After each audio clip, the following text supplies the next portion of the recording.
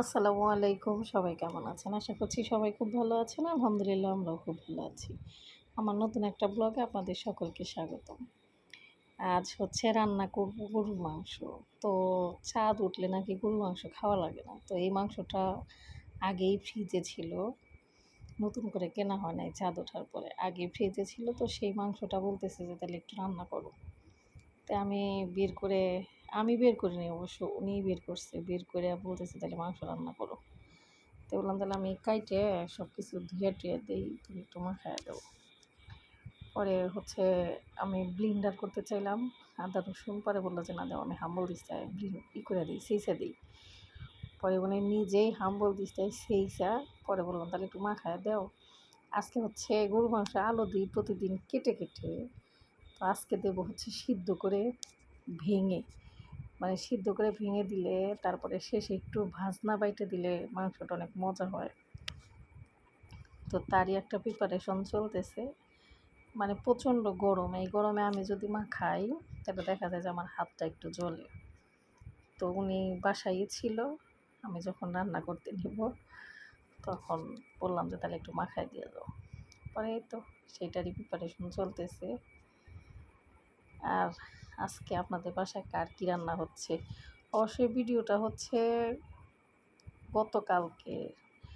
আমি আসলে আমার একটু চোখের প্রবলেমের কারণে আমি ফোনের দিকে তাকাতে পারলাম না, মানে চোখ ওঠে না, চোখ লাল হয়ে যায়, তারপর চোখ দিয়ে পানি বের হয়। তো এর জন্য আমি হচ্ছে ফোনের দিকে তাকাইতে পারলাম না, দেখে আমি এডিট করতে পারছিলাম না। তো এর জন্য হচ্ছে একটু লেটে আপলোড দিলাম, তার জন্য কেউ যেন কোনো কিছু মনে না করেন। তো এই তো, আর হচ্ছে মশলাটা আমি হচ্ছে আরে আনফর্চুনেটলি এটা কি হয় জানেন, মানে মশলা দিতে যায় সাদা মশলা ছিল, এখানে আবার নিচে ছিল হচ্ছে কালো জিরা।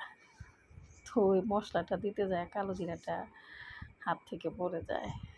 তো মাংসের মধ্যে আজকে কালো জিরা হয়েছে, মানে কয়েকটা কালো জিরা ওইখানে ছিল, অনেকগুলাই উঠানো হয়েছে তারপরে ছিল। তো এই তো হচ্ছে আজকে একটু গোটা রসুন দিয়েছি, আর হচ্ছে আলু সিদ্ধ দিয়েছি। একটু পরে আলুটা হচ্ছে চোষা ছুলায়ে এটা মাংসের মধ্যে দিয়ে দেব। তো উনি মাখায় দিয়ে গেছে, একটু নাড়াচাড়া করলো, তারপর আমার বললো যে তুমি করো। এই তো আলু দিয়ে দিছে, দিয়ে একটু নাড়তেছে। মানে আজকে রান্নাটা হচ্ছে দুইজনের মিলেমিশে। তো ওই যে ওইখানে হচ্ছে আমি আলু যখন সিদ্ধ করে মাংস রান্না করি তখন শেষে কয়েকটা ময় মশলা ভেজে যদি একটু দেওয়া যায় অনেকটা ফ্লেভার হয় নামানোর আগ দিয়ে। তো এখানে হচ্ছে রসুন, তারপরে আদা, শুকনো মরিচ, তেজপাতা, তারপরে সাদা এলাচ, দারচিনি, আর একটা হচ্ছে কালো এলাচ। তো এইগুলো নিয়ে হচ্ছে আমি ভাজতেছি একটু তেলে, হালকা অল্প একটু তেল দিয়ে ভাজতেছি।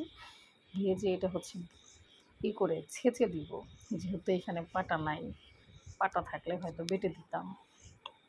তো এই হাম্বল দিস্তাই পাটার মতো করে একদম যতটুকু পারি মিহি করার চেষ্টা করব। মিহি করে হচ্ছে এই মাংস থেকে একটু ঝোল উঠায়া ওই ঝোলের সঙ্গে মিক্স করে হচ্ছে ওইটা দিয়ে দিব। তাহলে হয় কি খেতে এক্সট্রা একটা ফ্লেভার আসে। ওই যে আমি ঝোল উঠায়া ওইটা হচ্ছে দিয়ে দিছি। তো এই তো আজকে রান্নাবান্না। তো রান্নাগুলো কেমন হয়েছে, আর ওই যে ধুন্দুল রান্না সে করেছে, ওইটা তো আপনাদেরকে এর আগের ভিডিওতে দেখাইছি। তো এই তো হচ্ছে আজকে আমাদের রান্নাবান্না। তো আমার ভিডিওগুলো কেমন লাগে অবশ্যই জানাবেন। যদি ভালো লাগে একটা লাইক কমেন্ট শেয়ার করবেন, আর নিজের খেয়াল রাখবেন, নিজের পরিবারের খেয়াল রাখবেন। সে পর্যন্ত সবাই ভালো থাকেন। দেখা হচ্ছে আগামী একটা ব্লগে। আল্লাহ হাফেজ। আসসালামু আলাইকুম।